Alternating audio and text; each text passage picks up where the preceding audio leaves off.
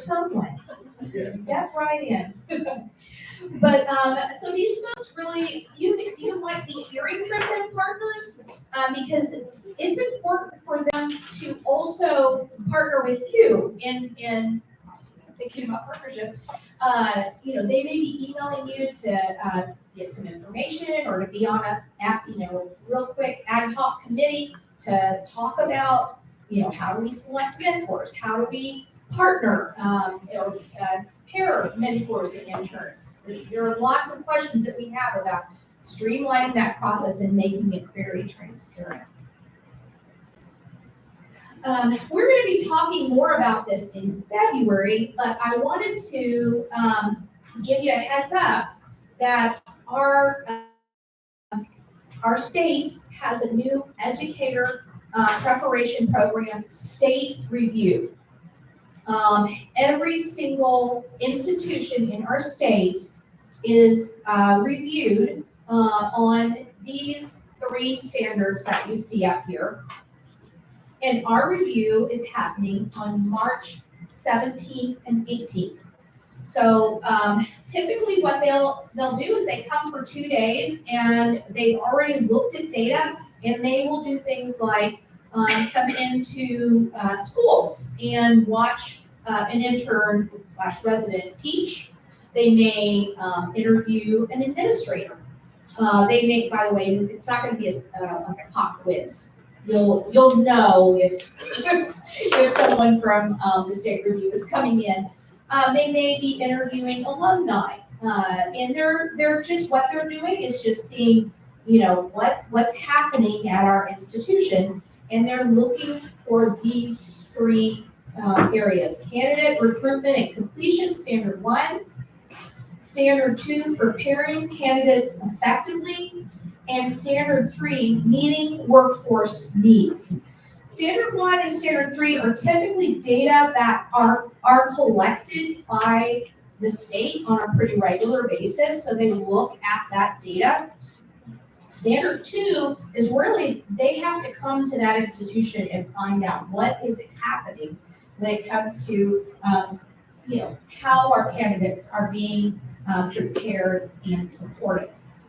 And so I decided today just to kind of give you a heads up on this. We're kind of working towards this state review in terms of setting up the schedules, and we're going to talk a little bit more about that in February. But for today, I want to kind of shine the spotlight on how we support our teacher candidates. That's in standard 2. So we're really going to highlight that today. Okay, so we have something called a teacher candidate support system. And in that, we really seek to support our candidates, all supporting them in their skills, and we may be supporting them in understanding their dispositions as an educator. The mission of our teacher education program is that we want to and professional educators. And our support system really helps to identify and assist candidates. It's not a gotcha system or as I kind of explained this a little bit, hopefully you'll see that what we're trying to do is catch some areas early on to support our teacher candidates from the very beginning. So one area, and you're going to be looking at this data in just a minute, one area that is a part of our systems of support is the notifications of concern.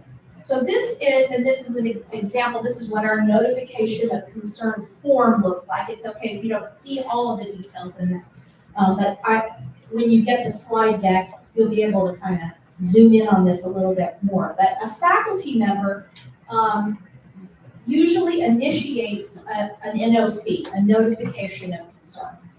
This could be in a course. This could be out in the field.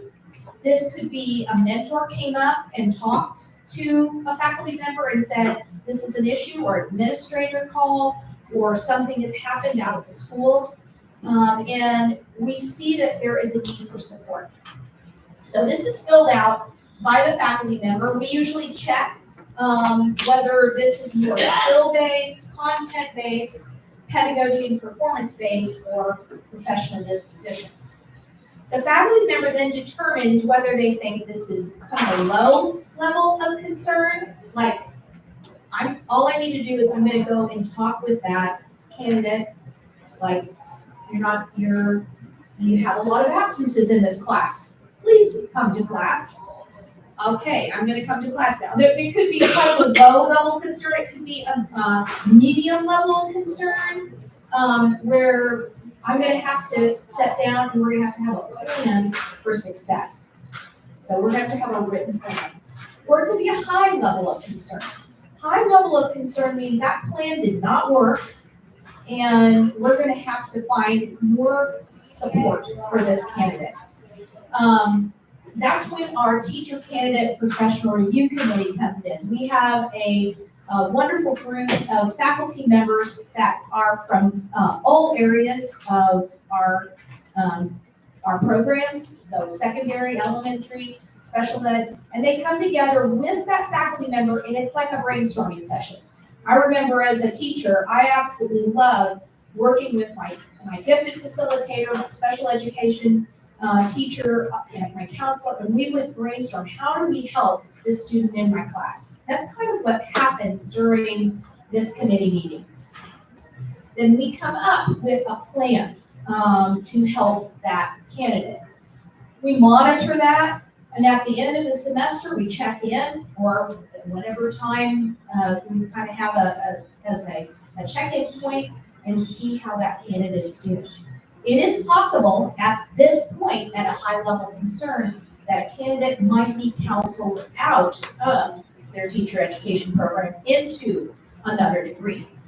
That is definitely possible. And in some cases, especially if it's something with academic integrity, a part of our university system, that could happen pretty quick.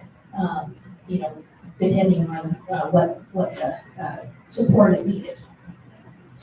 Our educator disposition assessments help us all along the way and kind of see in terms of dispositions where our students are. But like that NOC, that notification of concern, that is like definitely an all hands on deck. We want to really support that student. Wait, I'm going to stop and see if there are any questions. That was as clear as mud. We're going to take a look at some data in just a minute. It is as clear as mud. No. I just wanted to, do the students get a copy of that? That's a really good question. So the moment this notification comes to our Razorback Educator Development Hub, the Red Hub, the moment that notification concern is turned in, the first thing I do is I check in with the faculty member. Did you? Sometimes they'll click the top and it just automatically comes to me. I don't know who sent it in. I always double check with that faculty member first, and then immediately that teacher candidate gets a copy of that notification of concern. The faculty member tells me, I have notified that student, I have not. We recommend that they notify the students that, hey, this is a situation where I'm going to go ahead and turn in notification of concern. The only reason they would say I am not notified, we've had a couple of circumstances where there was some issues with personalities that we needed to kind of have a different kind of meeting with our candidate. But yeah, they immediately get that. Anytime that they, if our teacher candidate professional review committee makes a decision, or that immediately goes to the teacher candidate as well. The copy also goes to the faculty member, and the copy also goes to the department head of that program. And their advisors, their educational advisors would also know what's happening. Good question. Yeah. A member of our teacher candidate professional review committee, Angie Smith-Nix from physical education. Plan, you develop steps that the student needs to take to continue their educator development and what we need to see. And some of it is where can we get more help from you? Maybe we can channel that and follow up with them. So there is a great group that works on that. Absolutely. So Angie Smith-Nix is on our teacher candidate professional review committee. Dr. Sean Connors up here is on our professional review committee. And is there anybody else in the room? They're really good resources to ask questions. Yes, Dr. King? It has like a low, medium, high, and if it's low, it doesn't go straight to them, correct? No, only if it's a level 3 or high. I think that's It important. would go to the teacher candidate professional review. Yeah, so we were just talking about how to actually, it's a good conversation tool to use before, like, hey, this could be a support we need to use, and then you hit low on it, just know that we're talking about it. Yeah, And then it goes. I love that. I love that. So, in the middle of your table I wanted to kind of share with you, first of all, we had our very, very first annual report that we needed to write for the state. And I wanted to highlight what we wrote for Standard 2.3. Standard 2.3 is development. Candidates are successful in their program coursework. Candidates are successful in their clinical internship. And so we had to talk about areas of our strengths and areas for improvement.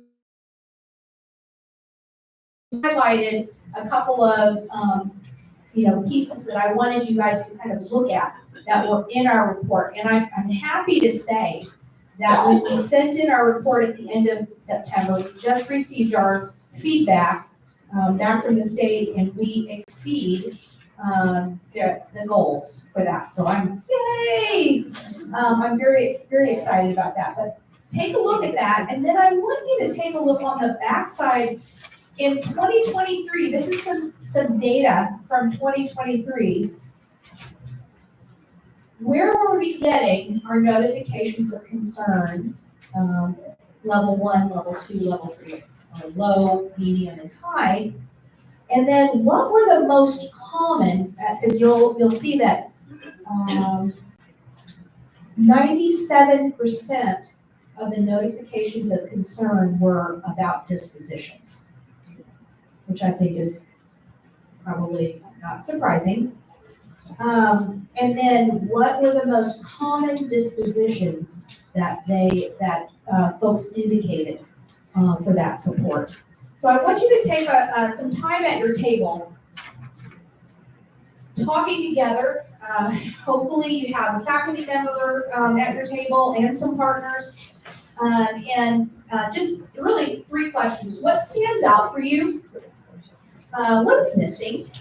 Maybe there's something you're like, I don't get this. There's something missing here. What questions do you have? So let's take some time. It's 11:07. Let's take about 10-15 minutes because I do want us to have lunch at some point, right? Right, Mr. Jennings? Yeah. Okay, let's take about, I'll go ahead and set a timer and let's have a chance to talk with one another.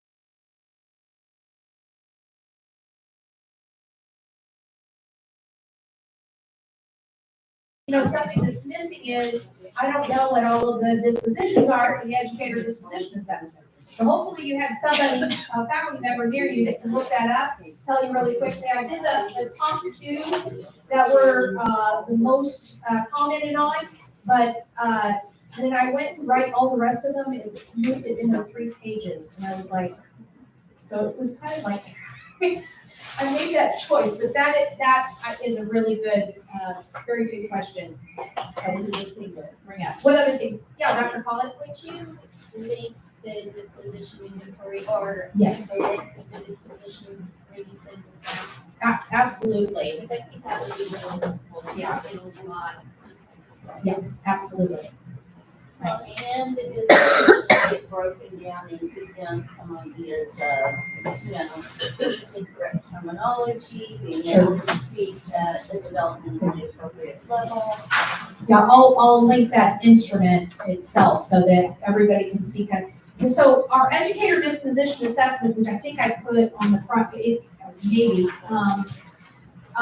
we administer that at a minimum 2 times during their career at the University of Arkansas. Some programs, it's 3 times during the year, so that we have points that we can kind of look at and go, how is everybody doing?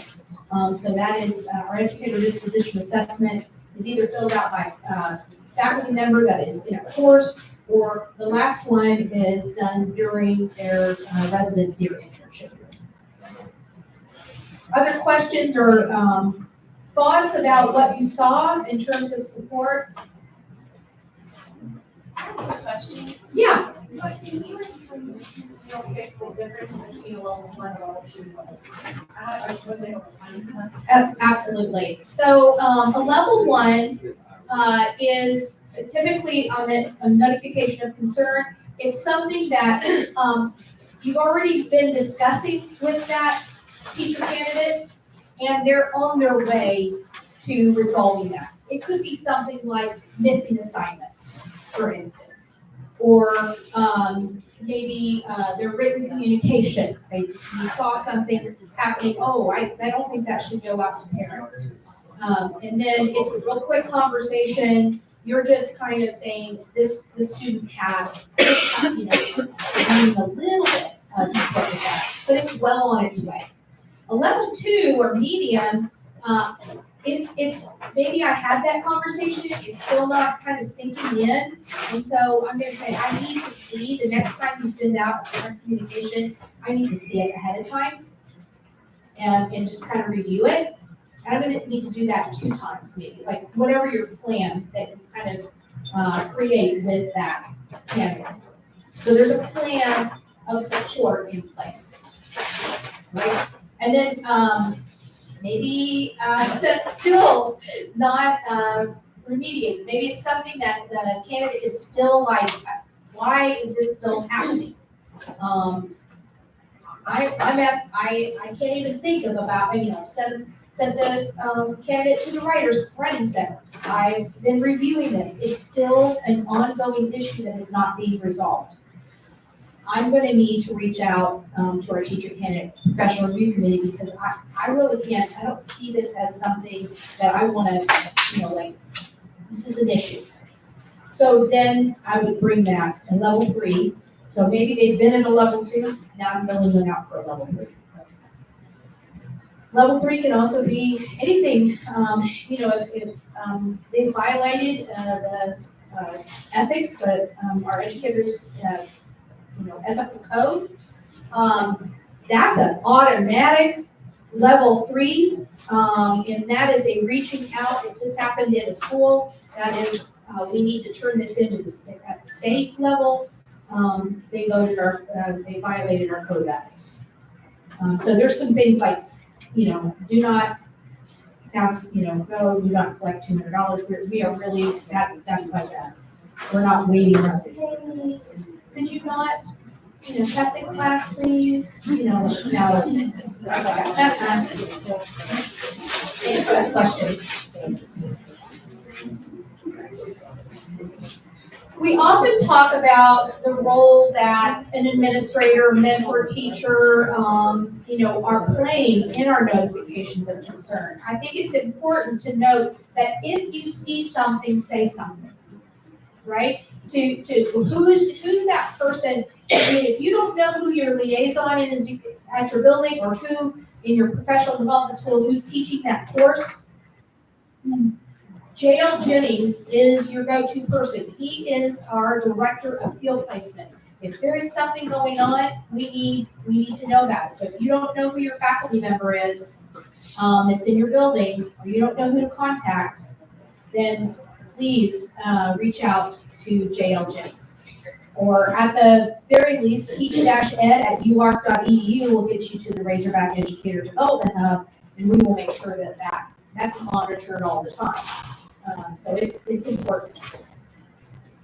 Other thoughts from your conversation?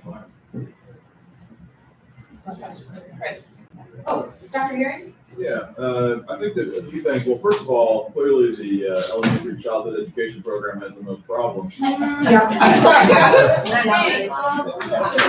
fired, shots fired. All right, no, I mean, I actually where I'm going with that is I see that, I mean, they have more students, number one, but also that they are probably using this more, I would even suggest maybe not enough, but I would say that overall this is an underutilized resource, and I can talk about that from the perspective of secondary education. Like there was essentially one level 1 concern that I didn't file, and then like 2 other concerns, and yet I talked to a lot of people that had a heck of a lot of concerns last year. And so, and so there is a reluctance among faculty members to file these things. I have been in that situation. I'm no longer reluctant to file them. But there's that still persists. I don't exactly know why that is. We opined at our table here that maybe that had something to do with just the title of it. It really sounds like an early warning for a heart attack or something like that, a notification of concern. And so there's like an instance, so a notification of support, or maybe notification is not the right word. But anyway, I'm not here to play. Well, you are an English professor, so. Well, I think that maybe some of that, and then just appreciate seeing this printout, because I can take this back to the secondary faculty and say, this is being underutilized, and yet I know that there were 15 problems that we had last year, and they're not showing up. So why is that? What can we do differently? Not willing to do this, even when we clearly have grounds for a level 1 or even a level 2 in most cases. I remember those files. Absolutely. Dr. Bergen? Just that, after that. You have to talk every time. I do. Yeah. That, secondary, we rely a lot on the work you have written here as the working in tandem with the school partner. Right. Because we're not embedded in the classroom as faculty to the same extent that the elementary faculty are with the professional development school model. And it's, two, is that we need to hear from our secondary mentors. Whenever something concerning happens, and perhaps we're not to the extent that we should be. This is just, I wonder about also. So, Yeah, wonder. This is just my wonder. This is a teacher candidate support system notification of concern. Is there any notification of, you're doing amazing? Because that would be really, I know that some teacher candidates can get kind of like, hey, do I need to do this? Am I doing a good job? Am I going in the right direction? And that would be amazing. And also, I was pretty fortunate for those who have notices of concern. That's just. I already can see the Instagram post now. So, yeah, absolutely. I love that idea. And it also falls in line with tests if you do that as well. That's right. Test does that same thing. Yeah. How do you guys do that in Springdale? It's the same thing. It's just through the test model. So if somebody's knocked out of park, they're gonna need seating, they're gonna have all these accolades, and if they need support, we're gonna support them with support, just like you're doing here. Great. That's awesome. Now, we want to model what it would be like, you know, is there? I think we'll be doing that very soon now. Do we have any school partners on this committee? And could that help inform us? 'Cause I heard, for example, Dr. Flanagan say, I wouldn't expect behavior from a teacher that I wouldn't accept, behavior that I was getting from a student that was inappropriate. I wouldn't expect that from a teacher either. So I think just having our school partners' perspective of, no, I wouldn't want to hire that person. Let's figure out what we need to do so they either meet this criteria or we counsel them out. Like having that backup from our school partners, like helps us make that decision when it's the right decision to make. I like that, yeah. So I just wonder if part That's of a great on that idea. committee- Dr. Carnes, maybe we could talk about that in our teacher candidate professional review committee, because that, we meet virtually. So it would not be hard when we have that meeting to include our partners that would like to be a part of that professional review committee. That's awesome. That's great feedback. Great feedback. My Yeah. feelings over here also brought up the fact that, you know, they may get an intern that has had several knocks and they're not even aware of it. Yes. Sometimes, you know, we have that privacy and. Right, yeah. Again, things that may have been taken care of and we That's- may. kind of- Yeah, that's kind of like, as a teacher, do I want to look at all those folders right before I get the kids or get the kids to kind of, I mean, it's like that balance, right?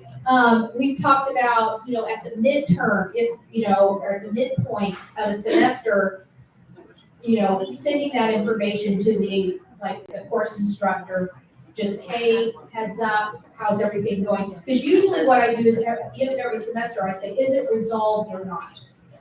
And that person said, yes, it's resolved, or no, this needs to continue. So when it needs to continue, then I'm reaching out and I'm saying, hey, let's continue to support this candidate. But if it's resolved, I tend to not like, hey, last year, this person had this issue, but it's resolved. I tend to not let people know that. Yeah, Dr. Collins? In relation to, Chris's comment about the reluctance to use the system. Fortunately, in the last decade, I've only seen a couple of instances that really escalated. But in those instances where it did escalate, it was really good to have a trail, the documentation, where we could support the teacher candidate all along the way. And that was valuable, not just communicating with the student, but also with parents. You know, we still deal with that in higher ed as well. So we don't want to be more reluctant to offer these support and to document the supports that we are providing. Fantastic. Okay, so, we're getting ready for another, one of my favorite parts of the fall partnership meeting, and that is lunch. But I wanted to, kind of give your heads up here on the, we have a QR code up here, and we would love your feedback on a survey. If you're feeling like, you know what, I don't have time to do that now, that's okay. That link is also going to be in your email with slides and all that good stuff. But one thing, Dr. King is going to talk a little bit about this. Such great ideas. I keep telling my partner, put in the survey, so we have the survey. We captured the notes the best we could, but having it digitally for us to look at and go back to our leaders, like Sean and I are on partnership for continuous improvement, we are looking at this data. So the survey, the QR code here, I can send it as a link. Please fill it out individually and take time to do that. I'm not saying you have to answer every question on here, but number 4 does say, would you consider being on an advisory council? So we are going to need your voices in a more like sub or ad hoc or those kinds of ways. And so you're not committing to give away your birthday, as we said earlier, but just saying yes or maybe, I'll just reach out and Sean and I, we'll see what your availability is.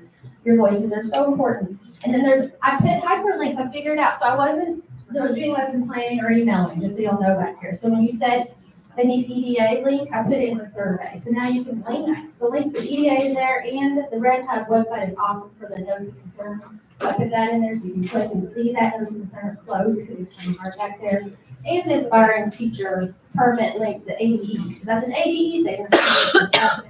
So that link is in there too. So please access the QR code here, and we're gonna email that out as a link too. And as we're planning forward to February, we're asking what days of the week and times of day are best for you.